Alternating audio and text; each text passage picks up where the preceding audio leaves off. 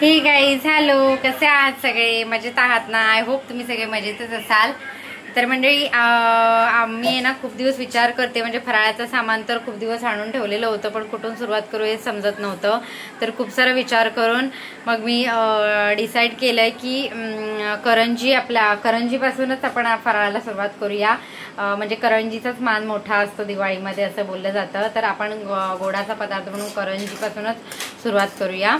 तर आहे ना करंजीसाठी, आणि हा जो मी व्हिडिओ दाखवणार आहे ना, मी काय एवढं म्हणजे एवढी पण अशी काही कुक नाही आहे. तर मला जशी येते एकदम साध्या सोप्या पद्धतीमध्ये करंजी कशी बनवायची, जे बिगिनर्स आहेत, म्हणजे नवशिके आहेत माझ्यासारखेच, किंवा जे पहिल्यांदाच बनवतायत, याआधी त्यांनी कधी बनवली नाहीये, काय नाहीये, तर त्यांच्यासाठी हा व्हिडिओ अगदी उपयुक्त ठरणार आहे. की कारण मी ना खूप काही असं तामझाम करून दाखवणार नाहीये तुम्हाला.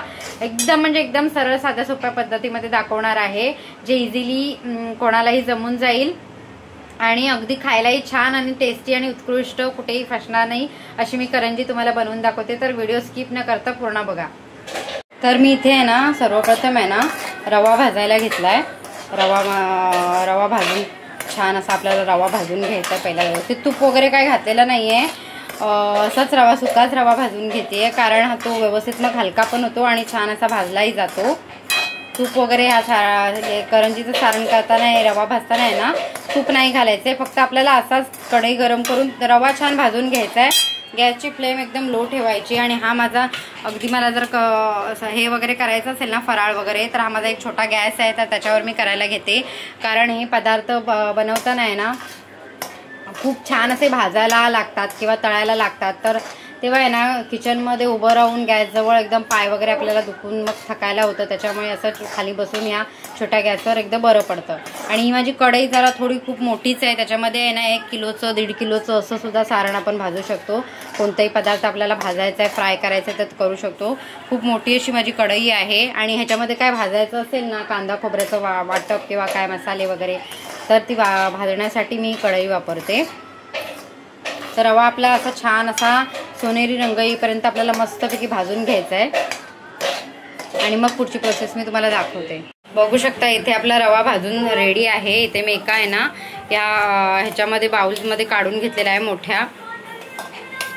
आणि आता आपल्याला भाजून घ्यायचंय खोबरं.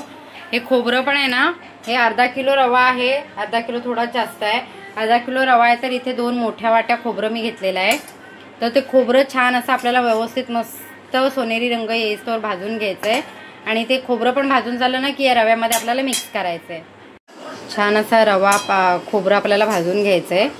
बघू शकता हे 2 वाटी खोबरं आहे ना, मोठ्या 2 वाट्या छान असं किसून घेऊन मस्तपैकी भाजून घ्यायचंय. हलवत राहायचंय सारखं, नाही तर लागू शकतं. करपवायचं वगैरे नाहीये, मीडियम फ्लेमवरतीच आपल्याला मस्त सोनेरी रंग येईस्तोवर भाजून घ्यायचंय. जर करपलं तर त्याची टेस्ट बिघडू शकते, मग त्याला कडवटपणा येतो. त्याच्यामुळे सारखं असं हलवत राहून भाजून घ्यायचंय व्यवस्थित. बघू शकता आपल्या इकडे रवा आणि इकडे खोबरं दोन्ही इन्ग्रेडियंट्स आपले व्यवस्थित असे भाजून झालेले आहेत. मी जास्त काही तुम्हाला अगदी हे करून सांगत नाहीये, घुमून फिरून साध्या सोप्या ट्रिक्समध्ये सांगते. ते पटकन रवा भाजून घेतलेला आहे, पटकन 2 वाट्या खोबरं भाजून घेतलेलं आहे. आता हे थोडं थंड होऊ द्यायचंय, तिथपर्यंत आपण काजू बदाम भाजून घेऊया. तर मंडळी आपलं कांदा खोबरं नाही, सॉरी, आपलं रवा आणि खोबरं भाजून झालेलं आहे. तर तोपर्यंत आहे ना आता मी हे चारोळी भाजून घेते छान अशी. काजू बदाम नसले तरी चालतील, पण चारोळी टाकायची शंकरपाळीमध्ये.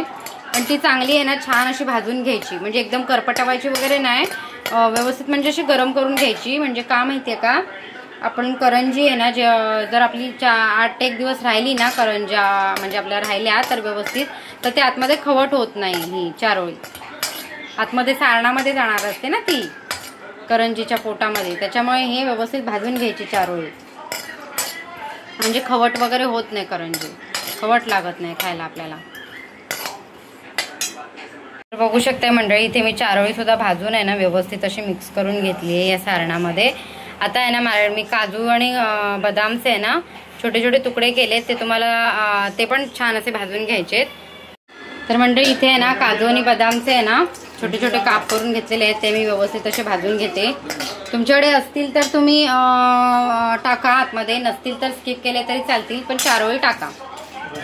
काजू बदाम हे आता टाकतात, पूर्वी लोक काय काजू बदाम वगैरे टाकायचे नाही, फक्त खोबरं, रवा, पिठी साखर, वेलची पावडर याचंच सारण असायचं. पण हे आता काजू बदाम वगैरे आपल्याकडे असतात तर आपण टाकले तर चालतात, तेवढी अजून चांगली टेस्ट येते. त्याला व्यवस्थित असं भाजून घ्यायचं. मी तूप वगैरे काही घालत नाहीये भाजताना, कारण आहे ना जर तूप वगैरे घातलं ना तर ते आतमध्ये खवट होण्याची शक्यता असते. मग मी असेच वरच्यावरच भाजून घेते, कारण ती नंतर तेलामध्ये आपल्याला करंजी फ्राय करायची असतेच, मग ते अति तेलकटपणा असण्यापेक्षा हे सुकेच भाजून घेते मी. तर मंडळी आपले काजू बदाम आता भाजून झालेले आहेत व्यवस्थित. तर मी ह्या सारणामध्ये आता काढून घेते. आपल्याला जेवढे पाहिजे तेवढे टाकून घ्यायचे. बस झाले. बघू शकता आपलं सारण किती छान कलर आलाय सारणाला, मस्त असं बघू शकताय तुम्ही, छान असं गोल्डन कलर. त्याच्यामध्ये बघा रवा मस्त छान भाजलेला आहे, खोबरं छान भाजलेलं आहे, त्याच्यामध्ये ड्रायफ्रुट्स छान भाजून टाकलेले आहेत. आता ह्याच्यामध्ये आहे ना हे थोडं सारण आपल्याला आहे ना थंड करायचंय आणि मग आपल्याला जेवढं गोड पाहिजे त्या अंदाजाने आपल्याला पिठी साखर ह्याच्यामध्ये ऍड करायची आहे. तुम्हाला किती गोड तुम्ही खाता, तुमच्या घरामध्ये किती गोड खातात त्या अंदाजाने तुम्हाला ह्याच्यामध्ये पिठी साखर ऍड करून घ्यायची आहे. तर दाखवते मी तुम्हाला. पण याला थोडं थंड करून घ्यायचंय, गरम असताना पिठी साखर ऍड करू नका, नाहीतर मग ती वितळण्याची शक्यता असते, वितळून मग ते ओलं होऊ शकतं सारण. तर आता आपलं हे सारण आहे ना थंड झालेलं आहे. तर याच्यामध्ये आपल्या आवडीनुसार जेवढी आपल्याला पिठी साखर पाहिजे तशी पिठी साखर टाकून घ्यायची, म्हणजे जेवढं गोड आपण खातो ना त्याच्यानुसार आपल्याला पिठी साखर ऍड करून घ्यायची व्यवस्थित अशी.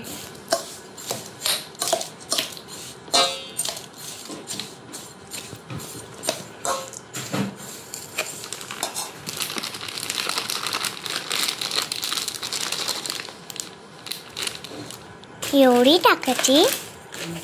आता मी टेस्ट करून बघते सारण कितपत गोड झालंय ते.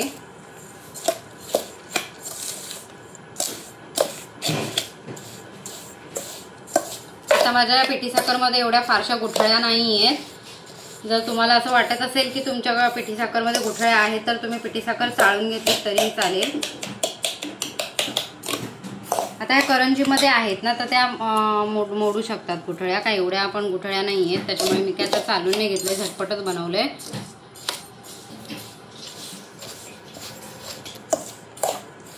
आता मी थोडं टेस्ट करून बघते.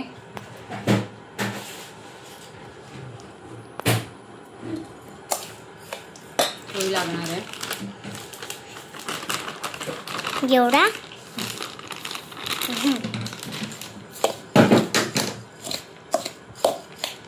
बघा पहिलं सारण किती कमी दिसत होतं, आता बघा केवढं सारण झालं ते. अर्धा किलो रवा आहे, 2 वाट्या खोबरं आहे, पिठी साखर पण जेमतेम पाव किलो गेलीच आहे, त्याच्यामध्ये पाव किलो जास्त गेली आहे पिठी साखर.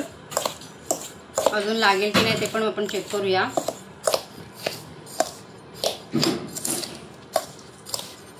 आता मी परत एकदा टेस्ट करून सांगते तुम्हाला.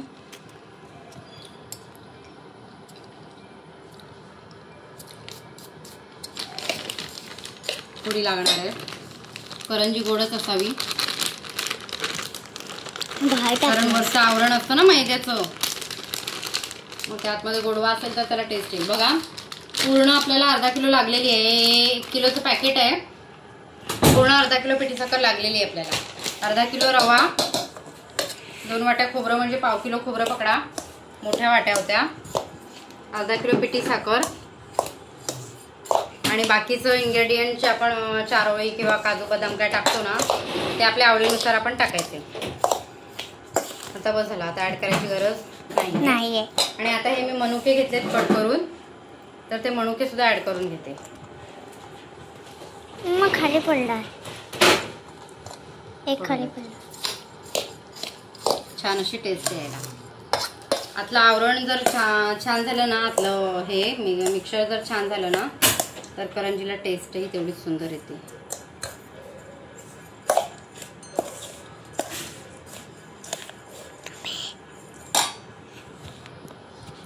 तर बघू शकता मंडळी,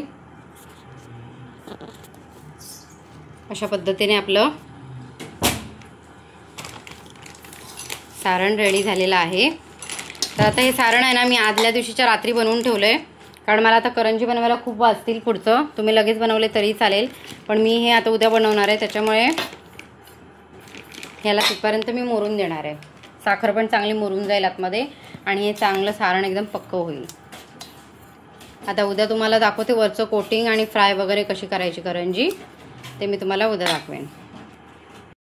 तोवर जर चॅनलवर आपल्या नवीन असाल तर चॅनलला सबस्क्राईब करून घ्या, म्हणजे पुढचे व्हिडिओसुद्धा तुम्हाला बघायला मिळतील. म्हणजे इथे बघा आपलं हे सारण बनवून झालेलं होतं. तर त्याच्यामध्ये आहे ना मी हे ॲड ऑन केलं आहे, वेलची पावडर ॲड ऑन केली आहे आणि हे केलं आहे, वेलची पावडर टाकली आहे ॲड ऑन करून. आणि आपलं हे सारण मस्त असं मोरलेलं आहे, छान असं त्याला टेस्ट पण आली आहे. तर ते आपण आता झाकून ठेवूया साईडला. आणि आता हे आपण आहे ना पीठ मळायला घेऊया. हे मैद्याचं पीठ आहे, अर्धा किलो पीठ घेतलंय मी. आधी अर्धा किलोचंच बनवून बघतेय, सारण राहिलं तर मग दुसऱ्या अर्धा किलोच्या बनवून घे.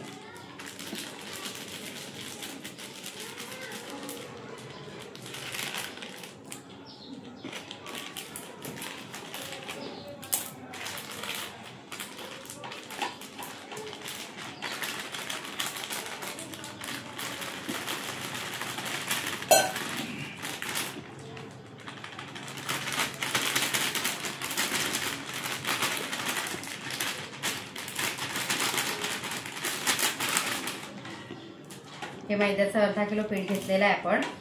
त्याच्यामध्ये थोडंसं मीठ घालून घ्यायचंय चवीपुरतं, अगदी जरासं.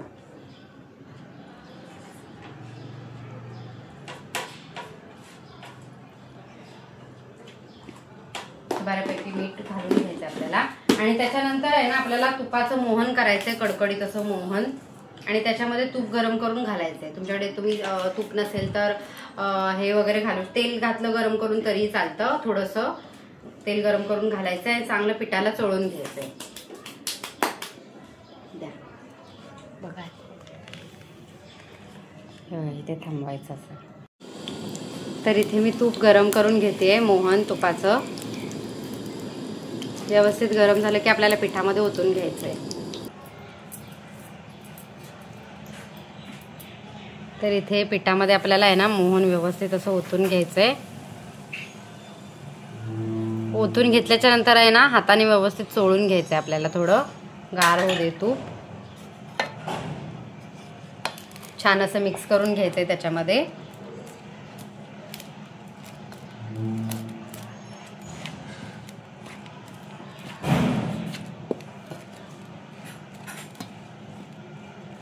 आणि इकडे माझी मैत्रीण पण आलेली आहे जरा मला मदत करायला. करंजीला थोडी मदत लागते, बाकीचं काय होऊन जातं व्यवस्थित, एकट्याने करता येतं. पण करंजीला जरा, कारण ती सुकत जाते ना पटापट, एक माणूस लाटायला एक माणूस भरायला असं लागतं. करंजी कसं, करंजीला लाटायला मग आपण लाटून एकट्यानेच करायचं म्हटलं ना तर मग ते लाटायला, लाटून ठेवेपर्यंत, मग त्या भरून ठेवेपर्यंत सुकून जातात तळेपर्यंत. त्याच्यामुळे करंजीला जरा मदत लागते. म्हणून मैत्रिणीला म्हटलं जरा करंजी बनवण्यापुरती ये, तर ती आली आहे.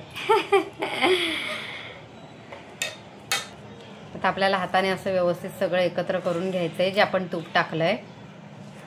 आणि मग थोडं थोडं पाणी घालून आपल्याला पीठ छान असं मळून घ्यायचंय मस्त. जास्त नरम पण नाही मळायचं, जास्त कडक पण नाही मळायचं, पातळ पण नाही मळायचं. कारण मग पातळ मळलं ना मग त्या करंज्या चिपकू पण शकतात आणि तेलात सोडल्यावर आहे ना मग ते जास्त तेल पण खातात आणि नरम पडतात. थोडं कडकच मळायचंय पीठ. असं थोडं थोडं पाणी घालून आपल्याला पीठ छान असं मळून घ्यायचंय. इथे आपलं पीठ छान असं मळून झालेलं आहे, बघू शकताय तुम्ही. जास्त नरम पण नाहीये, जास्त कडक पण नाहीये, व्यवस्थित पीठ आपलं मळून झालेलं आहे. आता आपल्याला याच्या आहे ना छोटे छोटे गोळे करून आहे ना पोळ्या लाटून घ्यायच्यात आणि सारण भरून करंज्या तयार करून घ्यायच्यात. दाखवते मी तुम्हाला. बघू शकता ही चपाती आपली अशी छोटी चपाती अशी लाटून घेतलेली आहे आपण. आता त्याच्यामध्ये आहे ना आपल्याला सारण भरायचं आहे, जे आपण सारण करून घेतलेलं आहे ते असं मधोमध बरोबर सारण घालून घ्यायचं व्यवस्थित.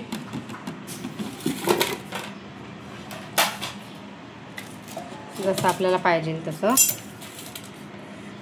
सारण घालून झालं ना. कुठे तो बर्ड्स ठेवला. पाणी लावून घ्यायचंय. कापसाच्या गोळ्याने लावा, नाहीतर असं बोटाने लावलं तरी चालेल. असं अर्ध्या साईडनी आपल्याला पूर्ण पाणी लावून घ्यायचंय, किंवा दूध लावलं ना तरी चालेल, तुम्हाला जसं पाहिजे तसं लावून घ्या. आणि ही पाली अशी आपल्याला बर्ड्स घेतलेला आहे मी ॲक्च्युली, पण तो भेटला नाही मला लगेच, आता भेटला. तर बर्ड्सने लावा, हाताने लावा, कशानेही लावा, पाणी लावून असं व्यवस्थित असं दाबून घ्यायचं आहे छान असं. सुटायला नको किंवा तेलामध्ये फुटायला नको, ती दाबून घेतल्याच्या नंतर हा जो आपला आहे ना असाच चमचा असेल तुमच्याकडे किंवा करंजीचं काही लोकांकडे करंजीचे साचे असतात, तर त्याच्याने तुम्ही करंज्या पाडल्या तरी चालतील, पण मी या चमच्यानेच पाडते. हे बघा, बघू शकता आपली करंजी रेडी आहे. अशा करंज्या एक एक करंज्या करून आहे ना तुम्ही पेपरवरती ठेवा किंवा ह्याच्यावरती ठेवा, ताटामध्ये ठेवा, चालतील. अशा एक एक करंज्या आपण करून. तर एवढ्या करंज्या आपल्या या अशा बनवून झालेल्या आहेत, अर्ध्या बनवायच्या आहेत, इकडे बनवायचं काम चालू आहे. आणि मी आहे ना ह्या करंज्या सुकतील म्हणून तोवर करंजी पटकन तळून घेते, दाखवते तुम्हाला तळून झाल्यावरती. बघू शकता आता करंजी तेलामध्ये टाकलेली आहे, छान अशी आपल्याला डीप फ्राय करून घ्यायची मस्त. तिथे एका साईडने फ्राय झाली की पलटी करायची. बघा आता छान गोल्डन सोनेरी कलर आणि हे आले पाहिजे, अशी त्याच्यावरती आहे ना अशी फोडी फोडी आली पाहिजे. बघू शकता अशी छान अशी करंजी आपल्याला फ्राय करून घ्यायचे. अशा सगळ्या करंज्या ह्या आपल्याला फ्राय करून घ्यायच्या आहेत, एक एक करून व्यवस्थित अशा, म्हणजे नरमपणे नाही काढायच्या, चांगल्या कडकडीत झाल्या पाहिजेत. दाखवते मी तुम्हाला. बघा असा आवाज आला पाहिजे कडकडीत, नरम काढायची नाही आहे करंजी.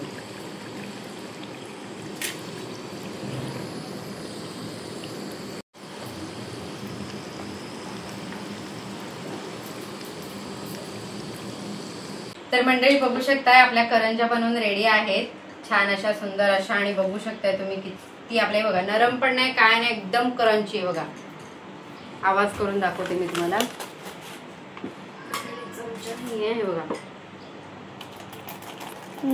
आवाज येतोय, छान असं क्रंचीनेस पण त्यांना आलेला आहे. जराही नरम किंवा जराही कुठे एकही करंजी माझी तेलात फुटलेली नाहीये, एकही करंजी.